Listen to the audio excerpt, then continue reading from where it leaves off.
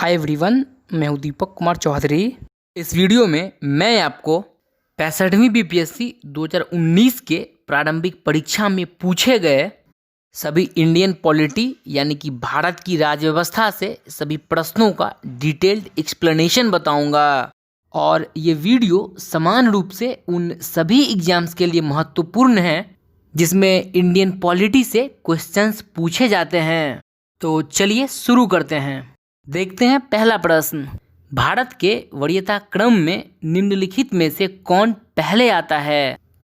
तो इसका सही आंसर हो जाएगा इनमें से एक से अधिक। भारत के वरीयता क्रम में 9 के स्थान पर एक साथ आते हैं यूपीएससी का अध्यक्ष, मुख्य निर्वाचन आयुक्त और भारत के नियंत्रक और महालेखा परीक्षक, और उच्च न्यायालय का मुख्य न्यायाधीश आते हैं 14वें स्थान पर।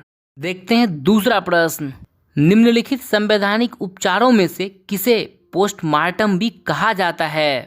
तो इसका सही आंसर हो जाएगा अधिकार परीक्षा। अधिकार परीक्षा जिसका शाब्दिक अर्थ होता है प्राधिकृत या वारंट के द्वारा। इसका मुख्य उद्देश्य है किसी व्यक्ति को किसी सार्वजनिक अथवा लोक पद को अवैध रूप से धारण करने से रोकना। इसलिए अधिकार परीक्षा या को वारंटो तब जारी किया जाता है जब कोई व्यक्ति किसी सार्वजनिक पद को अवैध रूप से धारण किए होता है। ऐसे व्यक्ति से रिट के माध्यम से पूछा जाता है कि वह यह पद किस प्राधिकार से धारण किए हुए हैं, और जब यह पाया जाता है कि कोई व्यक्ति अवैध रूप से किसी लोक पद पर कब्जा बनाए हुए हैं तो यह रिट ऐसे व्यक्ति को उस पद से हटाकर उस पद को रिक्त घोषित कर सकती है। अब देखिए लगे हाथ बाकी के बचे हुए परमाधिकार रिटें को भी समझ लेते हैं। ये परमाधिकार रिटें ब्रिटेन के सामान्य कानून से प्रेरित है जो भारत में सुप्रीम कोर्ट अनुच्छेद 32 और हाई कोर्ट अनुच्छेद 226 के अंतर्गत जारी करते हैं। इसमें भी सुप्रीम कोर्ट केवल मूल अधिकारों के लिए ही रिटें जारी कर सकता है, जबकि हाई कोर्ट मूल अधिकारों के परिवर्तन के साथ साथ सामान्य विधि के उल्लंघन या अवैधता के लिए भी रिट जारी कर सकता है।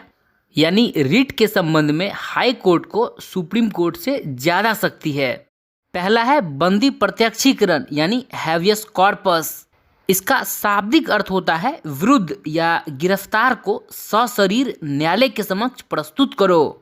बंदी प्रत्यक्षीकरण तब जारी किया जाता है जब किसी व्यक्ति को अवैध रूप से गिरफ्तार किया जाता है और इस रिट के माध्यम से ऐसे व्यक्ति की स्वतंत्रता को सुरक्षित की जाती है। इस तरह बंदी प्रत्यक्षीकरण किसी भी व्यक्ति को संबोधित हो सकती है, चाहे वह अधिकारी हो या प्राइवेट व्यक्ति जिसकी अभिरक्षा में कोई अन्य व्यक्ति है, और इस रिट की अवहेलना करने पर न्यायालय की अवमानना का दंड दिया जाएगा। दूसरा है परमादेश यानी मैंडामस। इसका शाब्दिक अर्थ होता है हम आदेश देते हैं। परमादेश तब जारी किया जाता है जब कोई व्यक्ति या सार्वजनिक संस्था अपने कर्तव्य को पूरा न करें, तब न्यायालय उस व्यक्ति या संस्था को अपना उत्तरदायित्व निभाने के लिए कह सकता है। और ध्यान दीजिएगा, भारत में परमादेश यानी मैंडामस के द्वारा अधिकारियों और सरकार के विरुद्ध समुचित कार्रवाई की जा सकती है। इतना ही नहीं, यह रिट अपर न्यायालयों तथा अन्य न्यायिक निकायों के विरुद्ध भी उस स्थिति में जारी की जा सकती है यदि वे अपने अधिकारिता का प्रयोग करने से मना करते हैं और इस प्रकार अपने कर्तव्य का पालन नहीं करते हैं। हालांकि इसके कुछ शर्त भी हैं। तीसरा है प्रतिषेध या प्रोहिबिशन। इसका शाब्दिक अर्थ होता है रोकना। यह एक प्रकार से न्यायिक रिट है। इसके माध्यम से अधीनस्थ न्यायालयों की अधिकारिता को नियंत्रित किया जाता है। और चौथा है उत्प्रेषण यानी सर्टेरिटी। इसका अर्थ होता है प्रमाणित होना। उत्प्रेषण किसी विवाद को निम्न न्यायालय से उच्च न्यायालय में भेजने के लिए जारी किया जाता है ताकि निम्न न्यायालय अपनी शक्ति से अधिक अधिकारों का उपयोग न करे। देखते हैं तीसरा प्रश्न, निम्नलिखित भारतीय राज्यों में से किसकी राज्य विधानसभा में सदस्यों की संख्या अधिक है?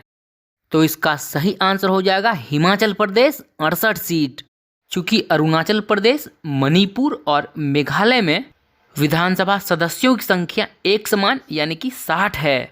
अब देखिए यहाँ से 2 पॉइंट और याद रखिएगा। पहला है अनुच्छेद 169 राज्यों में विधान परिषद की स्थापना और समाप्ति का प्रावधान करता है, तो वहीं अनुच्छेद 170 राज्य की विधानसभाओं का गठन का प्रावधान करती है और अनुच्छेद 171 राज्य विधान परिषद का प्रावधान करती है।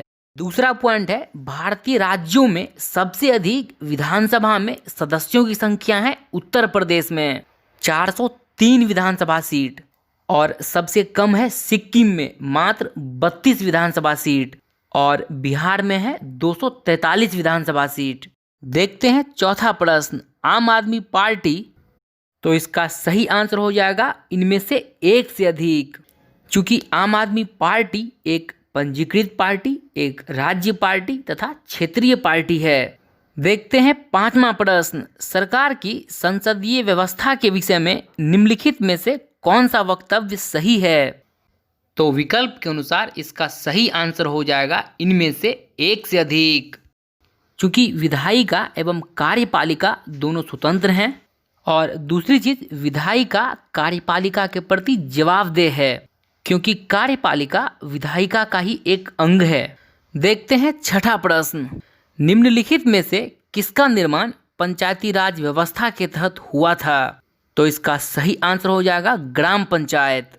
पंचायती राज लोकतांत्रिक विकेंद्रीकरण की व्यवस्था है जिसका उद्देश्य है जन भागीदारी को बढ़ाकर विकास को निचले स्तर तक लेकर जाना। संविधान के भाग 9 के अंतर्गत अनुच्छेद 243 क से लेकर 243 ण तक पंचायती राज का प्रावधान है जिसके अंतर्गत त्रिस्तरीय पंचायती राज पद्धति की सिफारिश की गई, यानी गांव स्तर पर ग्राम पंचायत, ब्लॉक स्तर पर पंचायत समिति तथा जिला स्तर पर जिला परिषद।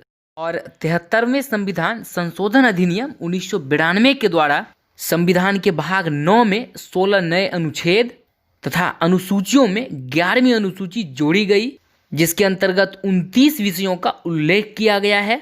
इसके अलावा भारतीय संविधान का अनुच्छेद 40 जो राज्य को पंचायतों के गठन का निर्देश देता है और इस पंचायती राज व्यवस्था का शिल्पकार माने जाते हैं बलवंत राय मेहता।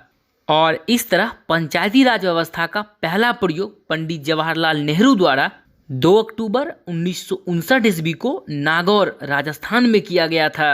देखते हैं सातवां प्रश्न, निम्नलिखित में से कौन भूमि रिकॉर्ड अधिकारी है? तो इसका सही आंसर हो जाएगा पटवारी। अब देखिए पटवारी प्रणाली की शुरुआत सर्वप्रथम शेरशाह सूरी ने की थी जिसे बाद में अकबर ने भी अपनाया और वर्तमान में पटवारी राजस्व विभाग में ग्राम स्तर का अधिकारी होता है। देखते हैं आठवां प्रश्न, निम्नलिखित विशेषताओं में से केंद्रीय शासन व्यवस्था के लिए कौन सी सही नहीं है? तो इसका सही आंसर हो जाएगा बड़े देशों के लिए आदर्श। अब देखिए चूंकि केंद्रीय शासन व्यवस्था में अलग अलग स्तर की सरकारें एक ही नागरिक समूह पर शासन करती हैं, लेकिन कानून बनाने, कर वसूलने यानी कि टैक्स वसूलने और प्रशासन में उनका अपना अपना अधिकार क्षेत्र होता है। इसलिए यह केवल छोटे देशों के लिए ही आदर्श व्यवस्था होती है, न कि बड़े देशों के लिए। देखते हैं वीडियो का आखिरी और 9वां प्रश्न, समुदाय विकास कार्यक्रम का क्या उद्देश्य है? तो इसका सही आंसर हो जाएगा इनमें से एक से अधिक। चूंकि भारत में सामुदायिक विकास कार्यक्रम का प्रारंभ प्रायोगिक स्तर पर 2 अक्टूबर 1952 को शुरू हुआ था और इसे पहली पंचवर्षीय योजना यानी कि 1951 से 1956 के दौरान 248 ब्लॉकों में लागू किया गया और इसके बाद 1964 में संपूर्ण देश में लागू कर दिया गया। समुदाय विकास कार्यक्रम के 8 उद्देश्य हैं। पहला, ग्रामीण जनता के मानसिक दृष्टिकोण में परिवर्तन लाना। दूसरा, गांवों में उत्तरदायी एवं कुशल नेतृत्व का विकास करना। तीसरा, संपूर्ण ग्रामीण जनता को आत्मनिर्भर व प्रगतिशील बनाना। चौथा, ग्रामीण जनता के आर्थिक स्तर को ऊंचा उठाना जिसके लिए कृषि का आधुनिकीकरण व ग्रामीण उद्योगों को विकसित करना। पांचवा, ग्रामीण जनजीवन को ऊंचा उठाना। छठा, व्यक्तित्व का विकास।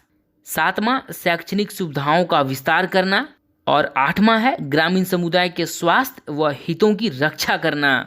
कमेंट बॉक्स में आप अपने आंसर के साथ हमें ये भी बताएं कि आपको ये वीडियो कैसी लगी। आखिरी चीज, इस चैनल पर माइंड मैपिंग की मदद से हिस्ट्री एवं मिसलेनियस टॉपिक्स के ऊपर वीडियोस बनाए जा चुके हैं, जिन्हें आप प्लेलिस्ट से फॉलो कर सकते हैं। तो इसी के साथ मैं अपनी बात खत्म करता हूँ। Thank you very much for your time and patience.